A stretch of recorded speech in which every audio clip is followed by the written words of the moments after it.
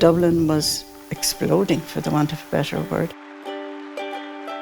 There was a feel-good atmosphere. If you could bottle this, it'd be worth a fortune. It was a very happy time, you know, when you just put your shoulder to the wheel and you just got going.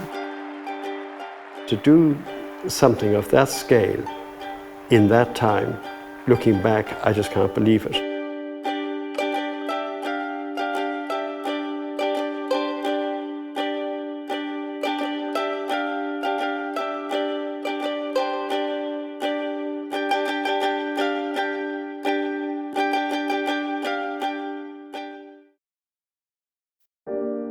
My name is Neil Scott. I am the surviving director who was involved in the papal visit.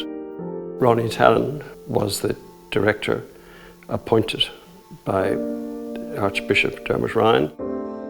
Robert Walker did the crowd, the body of the crowd, and all the facilities either side, all the robing rooms and your first aid and all your catering and everything like that.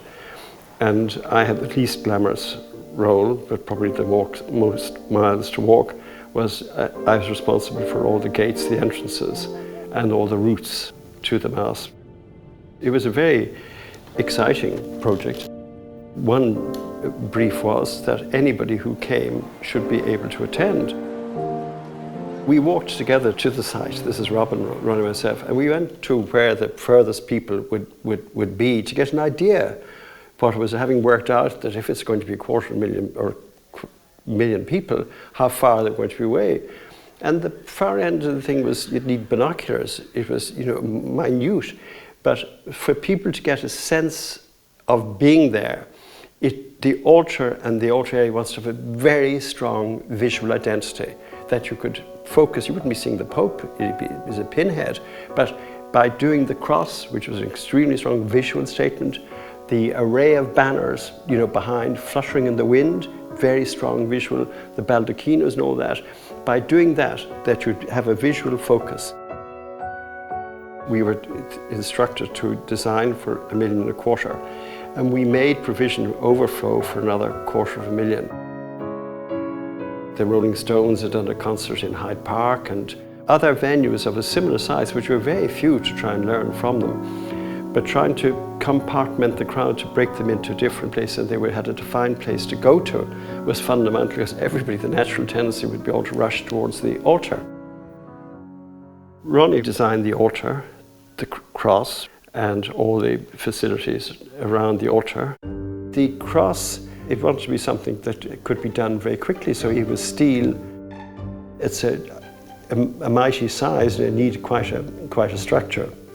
So there was a room constructed at the base, which was used as a changing room, which had a structural significance because the cross went through it and it was stabilizing the cross. That's a very good shot of the altar and the scale of it and the congregation going up to it. That's my two partners. That's Ronnie Tallon here and Robin Walker.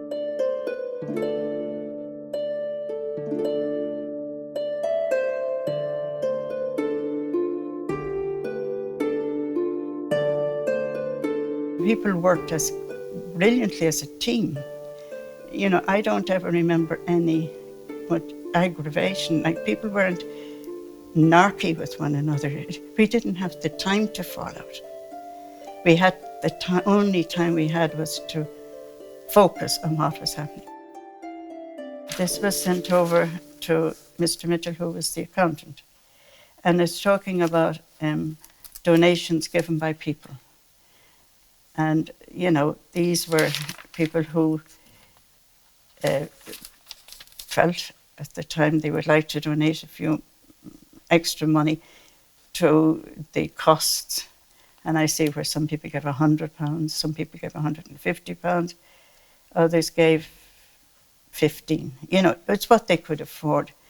And I also have very vivid memories of people coming in to me. I was working in the finance department, and people came in with unopened pay packets and donated their pay packet. And I'd have to open it and issue a receipt for it. you know. And I said, well, what do you need out of this? And they said, we'll manage. Now, the site costs 48,000 for the site. The construction of the altar and the platform was over 200,000. Then the site had to be serviced, and that was over 200,000. A public address system was 28,000. And crowd control was 54,000. But I didn't hear of anybody having to be controlled. You know, everybody was so well behaved. To think you'd over 1 million people in one spot and nobody fell out with anybody else. There was no aggro. You know, everybody just walked there and back, you know. On the days leading up to the papal visit, it was a hive of activity. Like, we would have had probably 150 OPW staff doing all the planting, getting the grass cut, the defence forces building the pens. My job as a constable at the time for the papal visit was to get the stewards into position to deal with the public and to direct the public into different coloured zones that they were supposed to go to. Michael Moore took up the job of General Foreman, and Michael didn't drive at the time.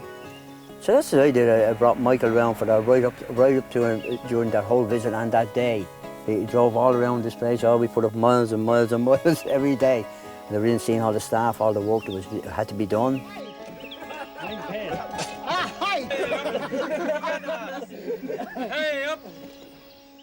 When you look at the resources that are there now, we had very little of that, and none of most of it, and still everybody pulled together to make sure it was a successful visit and a successful day. As I look now at the Papal Cross, my father-in-law was involved in the welding of all that in McLaughlin's of Inchicore. And he died age 66. Youngish man, fit man. As I say, when he was doing all the welding, he was telling me himself every piece had to be examined, x-rayed, that it was perfect and all that. And it was well painted and all that, and then brought here and erected, you know. Radio tell you the amount of coaches and all that come in around here, and people that come to, and just to walk up the steps and stand on the mound, remember.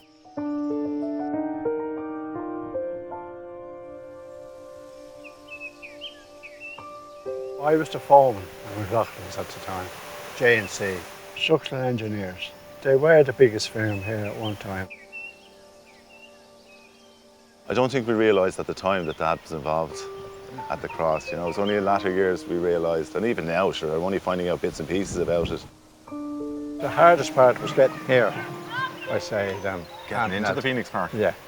Coming down to get it into the park. The way they had to go, like, you know. It was transported on a lorry during early morning, maybe 4 or 5 in the morning. And it went left Inchicore, and it went all the way down as far as Christchurch, and down the hill, and over the other side of the Liffey, and back up the wrong side of the Liffey. And went in the park at the main gate. And that's how it was done. The main event for the visit was the Mass in the Phoenix Park on Saturday the 29th of September 1979. And it is recorded certainly in history, both in national history and in the transport history, as the largest single ever park and ride operation to have taken place that we're aware of. My name is Cyril McIntyre, and at the time of the 1979 papal visit, I was a press officer attached to CIE in Houston Station. Altogether, over the 3 days of the visit, CIE moved 1.4 million people, which was the equivalent of 1/3 of the population of the country. There was an exclusion zone around the Phoenix Park for approximately 5 kilometres where no private car traffic was permitted. The shuttle bus services on those 15 routes commenced at 5 a.m. on Saturday morning and had carried 750,000 people into the Phoenix Park by midday. It's true to say that practically every bus in the country, whether operated by CIE or by private operators, every one of those buses was in use on that Saturday. Everybody got into the Phoenix Park in good time for the start of the papal Mass, and that was the principal objective.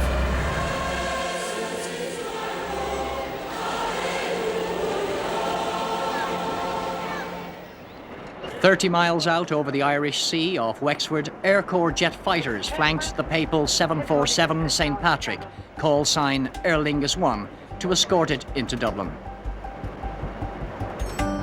On board, the Pope had enjoyed a fried breakfast of sausages, bacon, black and white pudding and brown bread, followed by 3 cups of coffee.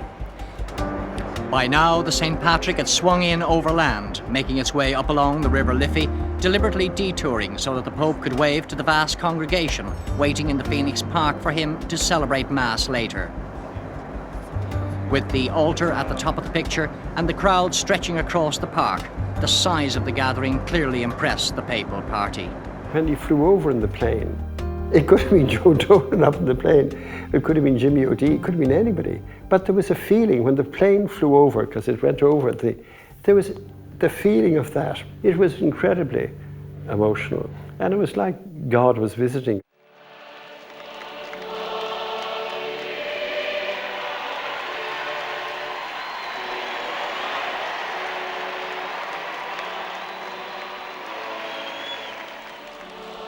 They flew him in a helicopter, and the helipad was over in one corner, but there were scouts minding that, Boy Scouts, you know. And he's Scouts, but they had to stand with their back to the helicopter, supposedly minding him, you know. So he came out and had a chat with some of them, you know, he spoke to them. But that was how it was, like little lads so high, they were minding him. But the crowd soon falls into a hush and becomes a congregation. I have come to you as Bishop of Rome and pastor of the whole Church, here in Ireland's capital city of Dublin, for the first time in Irish history.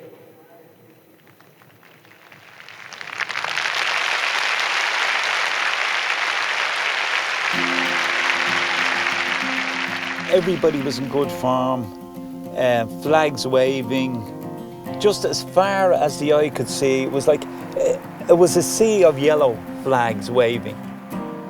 A magnificent sight, and everybody in the best of form. Even those who had travelled through the night, had got no sleep, not a bad word from anybody. It was just magical. But still there is time to lift a baby and greet the crowd.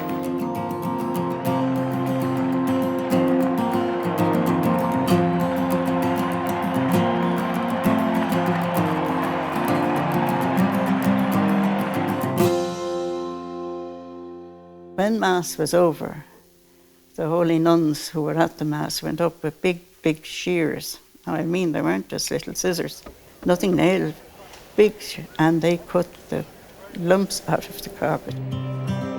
You couldn't call it stealing, it was taking souvenirs. That's what everybody wanted, a souvenir of the day. But that's how it went.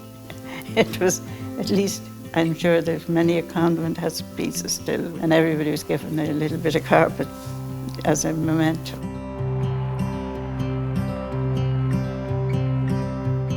And I still love to go up to see that cross. It's part of me now, I suppose, to a certain extent. It's lovely. We have dogs, and I go up there and walk. It's one of the joys of being an architect, is looking around the markers you put down and have you added, you know, something to the city. To be associated with a practice that produced that is immensely satisfying.